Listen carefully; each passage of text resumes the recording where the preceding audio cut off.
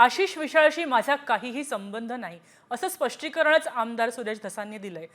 धाराशिवमधील आशिष विशाळ आपलाच कार्यकर्ता असल्याचं पत्र व्हायरल झालंय आणि त्याच्यावर सुरेश धस यांनी प्रतिक्रिया दिली। हे सगळे आरोप त्यांनी आपल्या स्पष्टीकरणात फेटाळले आहेत।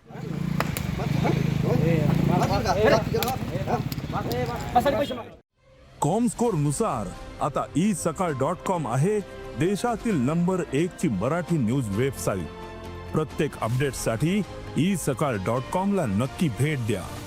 ते पाठीमागे त्याच्यावरती ती टीका झालती, तो विषय मागे संपलेला आहे।